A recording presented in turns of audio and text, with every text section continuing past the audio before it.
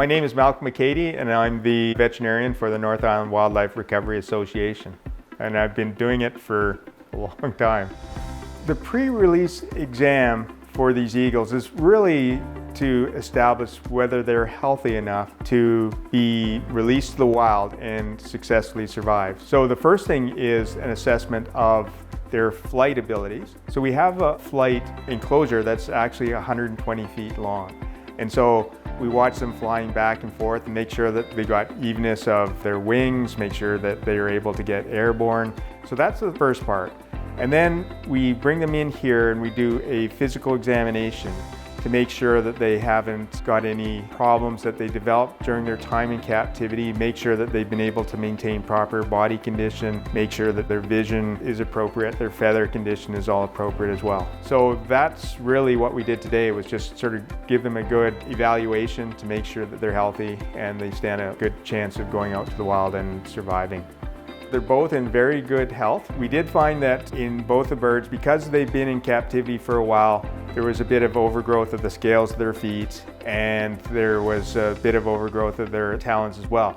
And that's not really something we're too concerned about, because once they get into the wild, just the normal wear and tear of being out there and procuring food and defending a territory and all that, they will wear down the tissues. So we're not concerned about that. Their body condition was really good. Their flight feathers, there's a few feathers that probably will be replaced over time. They periodically molt their feathers and then replace them with new feathers. And all of that really checked out. So we have no concerns about them going out to the wild and being able to survive. They're both in the early stages of adulthood, and we can tell that just by the brown feathers that are on their white heads. So they're just coming to maturity. So they've been able to survive previously in the wild, and now hopefully they can go to the wild and procure a territory, find a mate, and successfully raise young in the future. Kind of exciting to think about. When you do this kind of work, you realize that there's a lot of obstacles or challenges that these wild animals have to deal with. The first thing is being able to find enough to eat, going through times when food isn't as abundant. There's also all these other obstacles that humans put in front of them as well, like hydro lines and loss of habitat and toxins and all these different things. But based upon the exams today and the history of these two birds, I think they stand a good chance. And certainly Vancouver Island's a very good place for eagles. So fingers crossed that they'll do well when they're out there. My name's Derek Downs, and I'm the animal care supervisor at the North Island Wildlife Association. Both these eagles actually came from the general area. One was actually from Qualicum Beach and the other one from the Parksville area. The first one came in with a wing injury, but there was no fractures. It was more like some soft tissue damage that had been done to it, but regardless, it was unable to fly, so on the ground.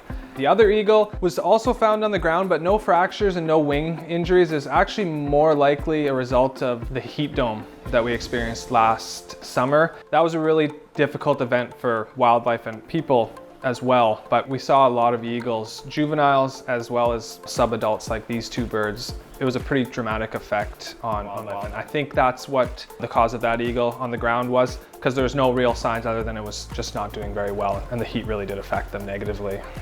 It's a pretty incredible feeling. We work so hard to get these animals well, and there's a lot of times where we fail, where eagles come in and they're just in a real bad way, and it's not the best outcome for them. So having the opportunity to have eagles go back out into the wild is just an absolutely amazing feeling. Everybody at the center, from volunteers to staff, we all pour so much into the center. So moments where you're seeing wildlife go back out into the wild, home, where it belongs. The wild is their home, and seeing them go home it's a really special thing to see. The wild is a hard place. There's no free meal ticket. So when we're releasing animals that have been in a captive situation for an extended period of time, like these two eagles, we want to release them at a time where they're going to be most successful. So right now the herring are spawning, and so that's a good food source for them. Another good time is in the autumn when the salmon are running, but in this particular instance, the herring are spawning right now, and it's a really good food source for them to go back out into, hopefully do well. Eagles come in for a whole wide range of reasons, but one thing they always share is they're grounded. Whether it be from vehicle strikes, power line collisions, like an electrocution, or just starvation. There's really a wide range of things that can go wrong for eagles. These two eagles is like a good cross section. One of them clearly had a wing injury that came in, and the other one was starving as a result of the environment. Anything that you could think of that could ground a bird, they kind of have to deal with. The wild's a really tough place for them.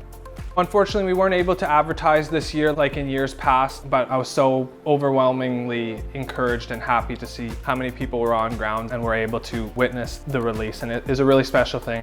I hope that everybody involved enjoyed it. I really hope that next year we will be able to reopen to the public and have everybody from the Oceanside area that wants to be involved be down at the center and see a really majestic bird going back into the wild.